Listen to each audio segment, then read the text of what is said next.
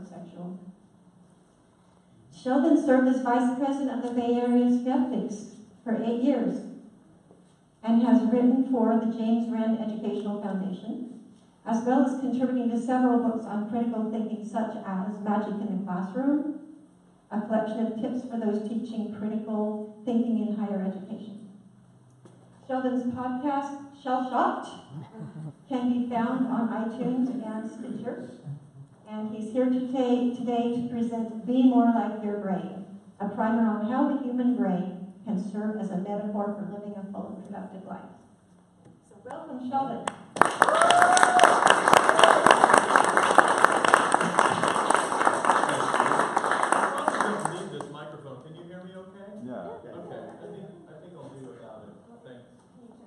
Yeah, good morning. Morning. I'm not used to getting feedback like that. My students just moan and drink. God, him again. Thank you again for inviting me, Vivian, and thank you all for showing up on this smoky day. I was on my way here on the 880 freeway, and I was getting a little annoyed by this huge truck that was in front of me with this old cowboy driving with his cowboy hat on. I'm used to seeing that in Bakersfield where I'm from, but up here I don't see it very often. And instead of feeling like, oh, I'm at home, I felt like a little annoyed. And then I looked at the back of his truck, and it was just weighted down with dog food and, I'm going to get teary-eyed, and alfalfa. And on the back of it said, Feed for Paradise. And I felt like such an asshole for being annoyed by this guy, you know? And at first I thought, paradise? Paradise, of course. And I thought how much emptier that truck would look if it were filled with thoughts and prayers. All right. Let me trade my vanity for vision. Oh, I brought a prop. Oh, yeah. Wow. Popular questions are, is it real? Of course. I would bring you, I will in a moment. I would bring you a fake brain. And then, is it human? And of course, I wouldn't bring you a monkey brain. And whose is it? The answer is mine. Actually, it belongs to the college I work for, Ohlone College. It's quite pickled. Yours is much lovelier than this. Yours is fleshy, not rubbery. Yours is pink and lovely. And this one's pickled and gray. So I just thought I'd bring it just to innervate you. I think there's nothing quite like a human brain to innervate people to talk about it. So yes, you can take selfies with that later. If it creeps you out, you don't have to come take a look at it. I created this talk some years ago because I was lucky enough to be invited to give the keynote address at the graduation ceremony of the Montessori school that's right next to Ohlone College. It's a very small, lovely little campus with very small student body, and many of the graduating class, I think something like 80% of the graduating class had taken one of my psychology classes. And so a horrible mistake was made, and I accepted to give that talk. And so I was like, oh, what am I going to talk to a bunch of 18-year-olds about who are graduating from high school? Like, my life is shit. Like, you know, when I was 18, I didn't know what I was doing. I was caught up in like the New Age movement and listening to Shirley MacLaine talks at the Floating Tree bookstore in Los Angeles. Can you imagine? And then one day I was down there waiting for her to arrive and give a talk, and she never showed up. Thanks a lot, Shirley. And they said, well, while you're waiting for her, why don't you just browse around? Maybe you'll buy something. And so I said, okay. So I was looking, and I ran across this book about Nostradamus. And I thought, oh wow, I don't know much about him. I know about Edgar Cayce and some of these like modern New Age soothsayers, but I didn't know anything about Nostradamus, so I thought I'll buy that. So I bought it, and then Shirley said she wasn't coming.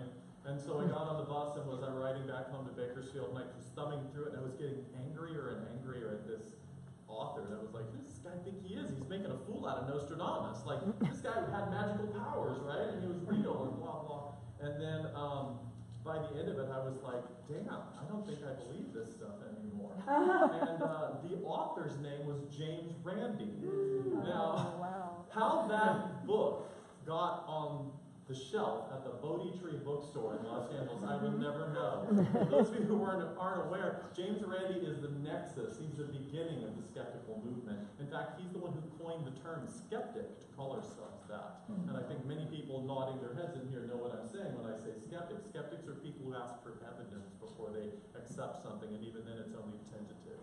So I always begin my talks by thanking James Randi for saving me from all of that nonsense, and then putting me on the path toward understanding science and things like the human brain. So I thought, well, maybe that's what I'll talk to these young people about, is the human brain, but that seemed kind of boring because they're not there for a lecture, so I decided to meld the two. So this was the result. It's just a small little feel-good piece that mixes a little science with a little innovation, I hope. So here's a taste of it. So I thought I'd give you a little advice about how you should be a lot more like the human brain. 4 pieces. 1, be more interesting than people give you credit for. If you're not already aware, the human brain is a mass of about 3 pounds, and it's a rather unassuming glob, the consistency of hard jello or soft tofu. If you hadn't been told about how important it is, you could be excused for thinking it wasn't important at all. In fact, in early Egyptian mummification, they scooped it out and tossed it away. Think about that for a moment. Here's a group of people who love and care about you so much they want to prepare you for the next life and make sure you have everything you need, and they scoop out and toss away the one thing you need the most, your brain. Despite its modest appearance, however, the human brain is indeed the most complex thing we know of in the universe so far. It's made up of about 100 billion cells called neurons that are so intricately connected, we will most likely never fully understand it. After all, what are we using to try to understand the brain? The brain. Exactly. You know, that's true of each of you too. Every one of you has far more potential than people are probably giving you credit for. Even the people who love and support you may have no idea what you're capable of. And even you may not know. That's what I want you to do for the rest of your lives. Go out and discover the ways that you're complex, unique, and skilled at doing things that might amaze the people around you. 2, work well with others, but be independent. The human brain is a terrific role model for teamwork.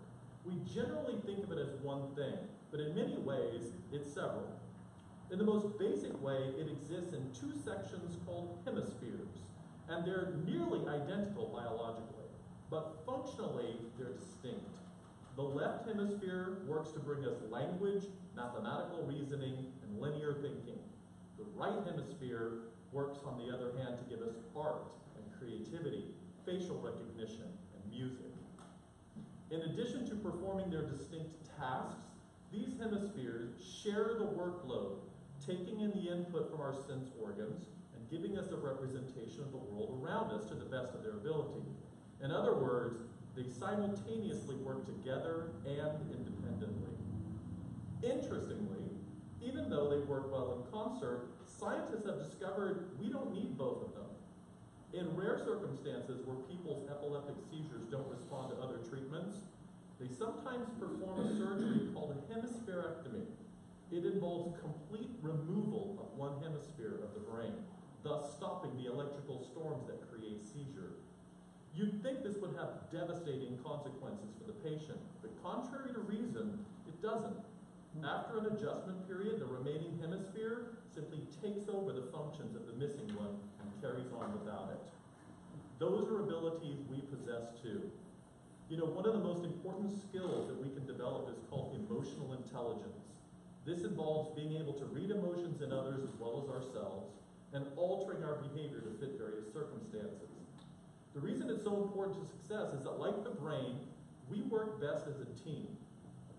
Your biggest successes in life will probably come from team efforts, one in which you operate a lot like your left or right hemisphere, combining the skills and talents you possess with those of other people, sometimes completely different from you. And it's equally important for you to realize that there will be times in your life, maybe long stretches, where you'll have to go it alone. Not only is this character building, but it's something you're already prepared for. It's nice to have another hemisphere to spend your life with, sharing tasks and benefiting from each other's presence. But we should also know that we can be just fine on our own. Like that lone hemisphere, you're better equipped than you know to take on the tasks necessary to carry on and lead a normal life, even if you're sometimes by yourself. 3, use resources efficiently and maximize your output. A lot of people like to point out that the human brain makes up only about 2% of your body's mass, but takes up 20% of the oxygen and 1/4 of your caloric intake every day. Put one way, your brain is a huge resource ball. But if you look at it another way, it takes what it needs.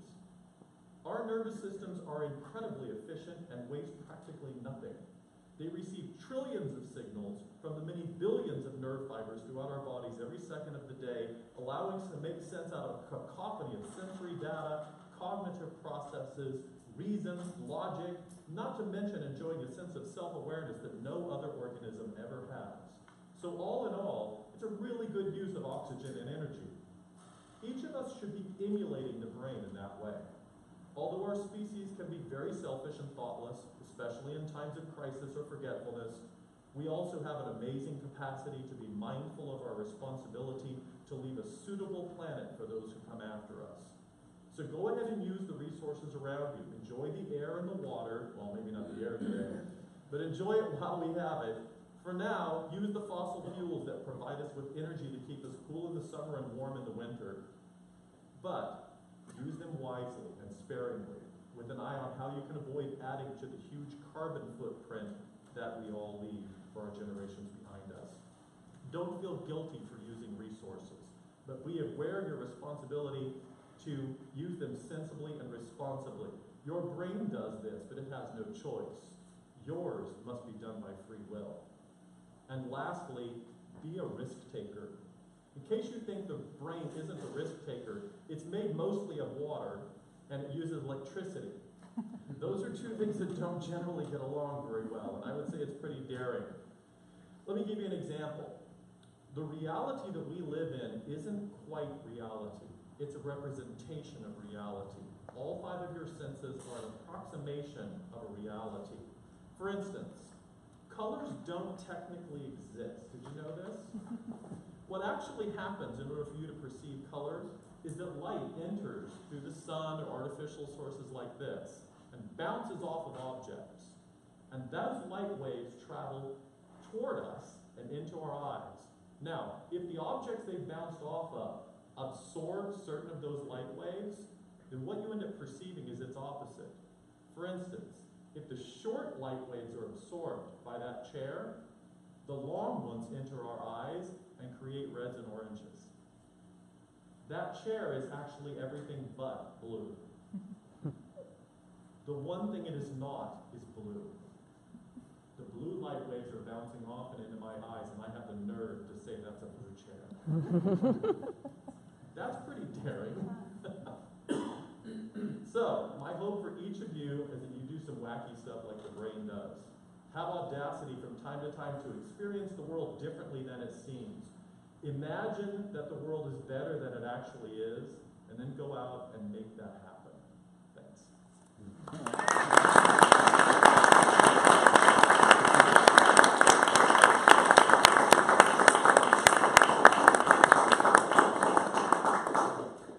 Thank you for that. And we will follow that up with a song about if I only had a brain. We've noticed a small brain theme going on.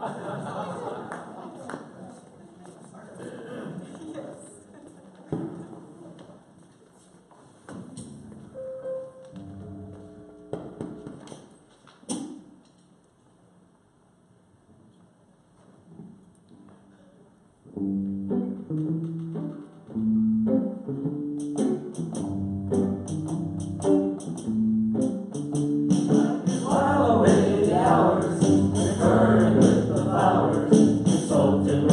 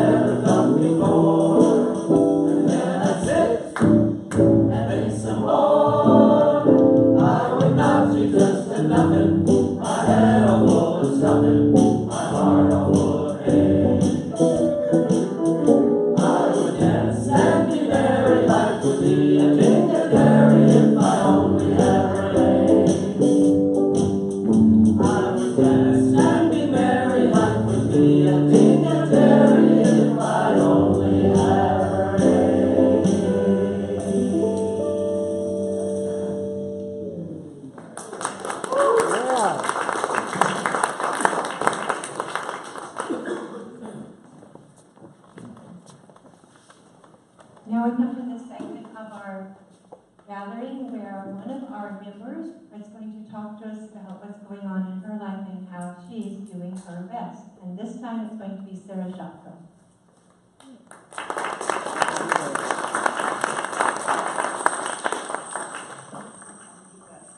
Okay. So, hold on a sec. Situated here? Okay. So, this is my third doing my best. This November starts my 4th year of Sunday Assembly. I like to check in with you all once a year. Also, for some reason, it's really hard to find people who will do their best in November. The first year, I didn't see much of a change, or so I thought. But the change was, rather than whining about how my friends of 30-something years didn't understand me, I had started doing something about it. I found Sunday Assembly and started coming regularly and getting to know most of you. Last year, I was moved to share a little bit about my background. I always say speaking to friends or people that know you is easy, but revealing yourself to them in a group, not that easy. I am actually feeling a bit nervous. I was going to wing this talk, but this morning I thought I better write it down so that I cover all the few short points that I do have. This year, I was struggling to think of what to say. Ella? All right. In the last month, I lost my wallet, my refrigerator stopped working and still isn't fixed, my apartment continues to be an unholy mess about which I'm feeling a lot of shame. I was feeling pretty sorry for myself. But of course, my problems were really small compared to people from Paradise or even Thousand Oaks, where there was a shooting last week. So, where am I this year in my journey? Well, I know all the characters in hiragana, about half of katakana plus 10 kanji in Japanese. Tractor and Tracy managed to get me to volunteer to be on the board. They made it very hard to refuse.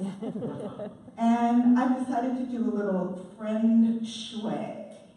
That is, continue to love my longtime friends, but make them less central to my life. I'm going to hang out with people, you, who are willing to see me in a different light and who are not surprised that I want to make changes at this stage of my life. I want to help re-register people who have been dropped from voter lists in other states. And I vowed to get back to France to see the French cousins. I want to live even better, help more often, and wonder so much more while I'm doing my best. P.S. Some kind soul did find my wallet and mailed it back to me, completely intact. So things are looking up. Yeah.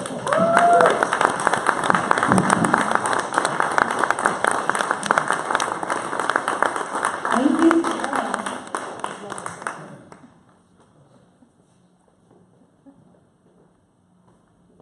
So now we're going to take a couple of minutes to just think about what we've heard so far today.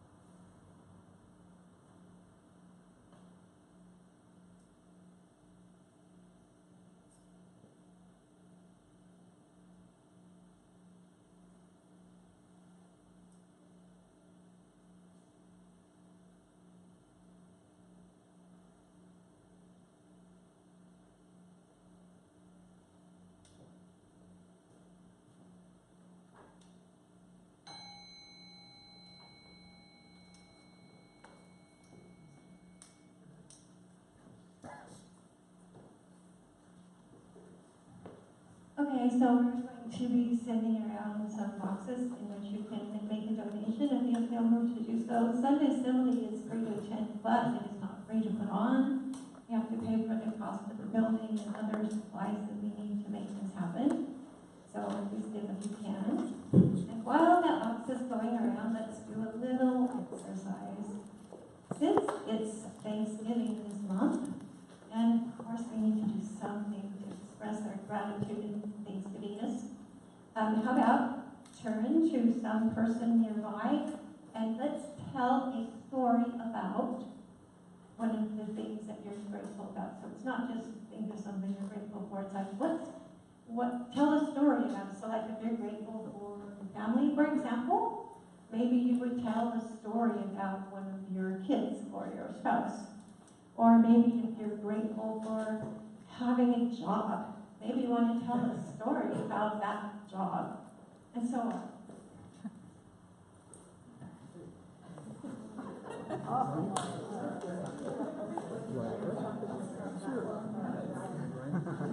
My story is sudden realization halfway through our honeymoon.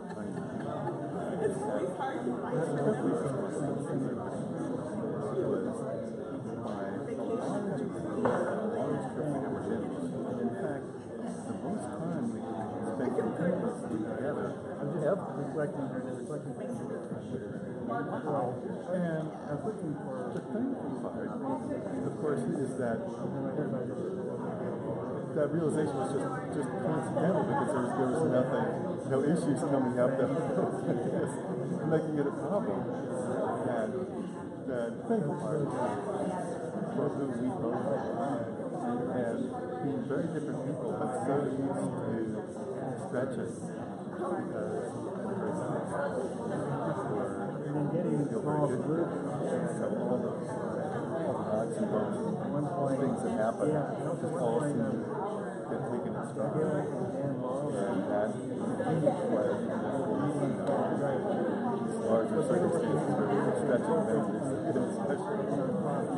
Did you make any discoveries when you were being together? Something you learned about each other? Well, mostly just affirmation of what so, a lot of when you travel, stuff doesn't go right. And so I get to see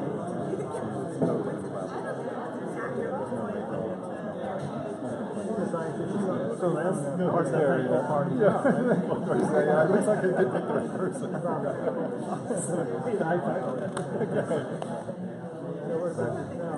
Well, for me, it's kind of easy right now because just recently, last Friday, oh, no kidding. yes, my oldest daughter, Tiffany, stepdaughter, had a baby girl, Elizabeth Rose. And I'm thankful that, she started sending pictures and she looks very healthy and beautiful. They're happy and we're all happy. I'm just thankful that event is here. Because I know it doesn't always. It doesn't always, exactly. So that's the first thing I know. Yeah, sure. Are they local or are they? They're in Seattle. Yeah. So we'll be going up there probably next month. It's not to see that just because it's wild. Kind of. I feel like somebody should go ask for those two. Oh, my brain's bigger than this. You want to ask Felix and I'll ask Jen? Oh, yeah, we should. We're going to ask them what they're thankful for.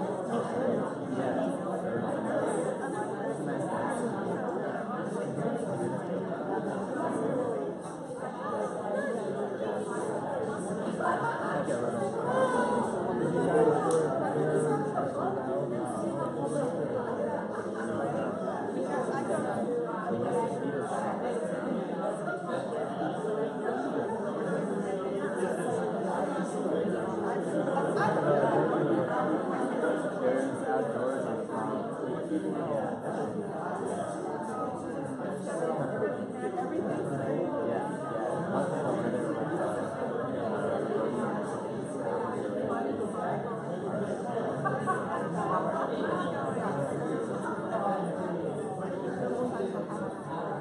you had enough time to read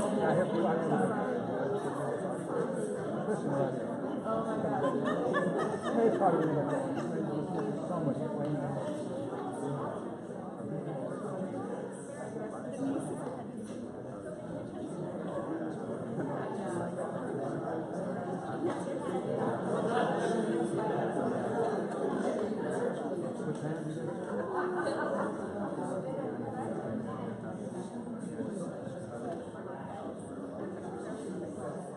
Okay, I think most people are ready to be done with their stories, so but continue into the potluck if you want to continue. There's nothing stopping that from happening during the potluck.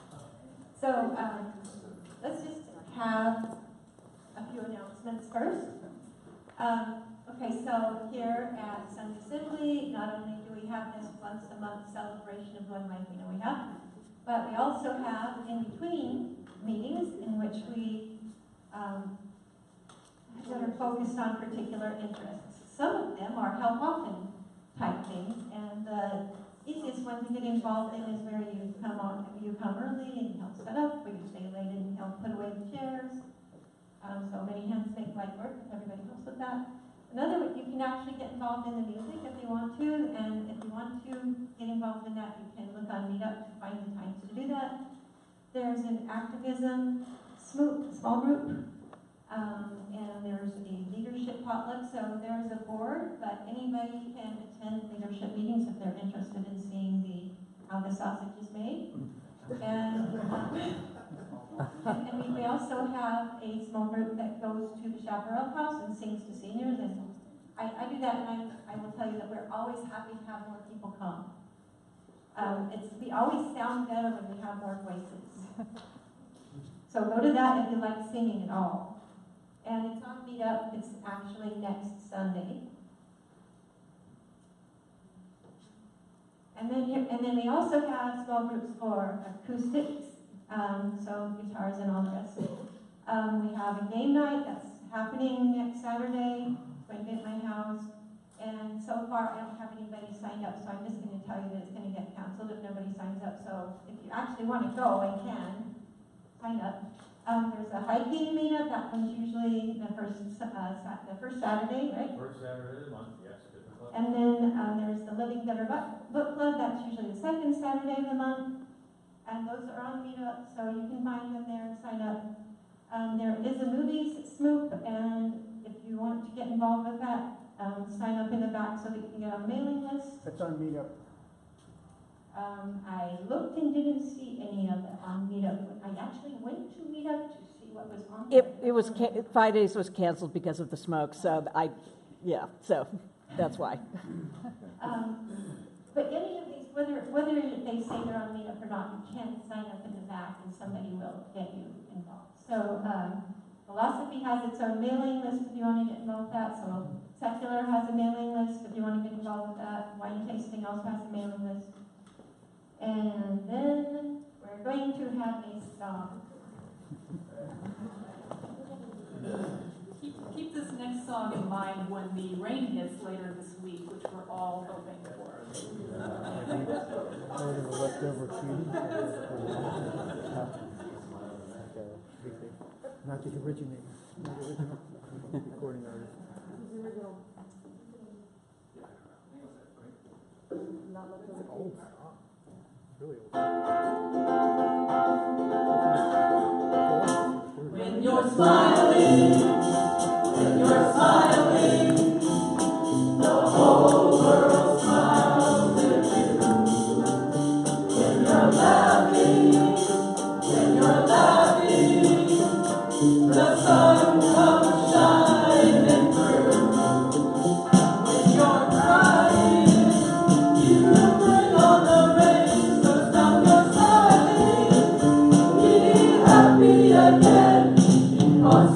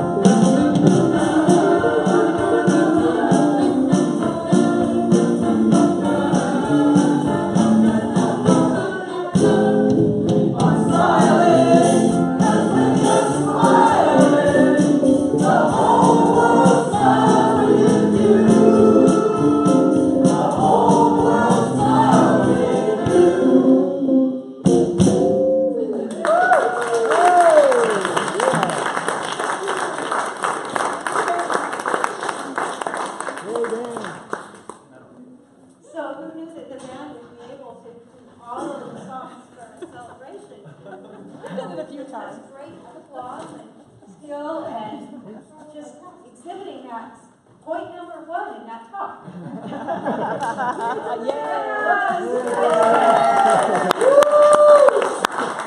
More capable. The teamwork part, that was point number two. And we had some folks exhibiting some bravery here. So that was pretty cool. So like, people already like taking on that stuff that was talked about in today's speaker. So thank you for that, and I feel like we're having a great time. And now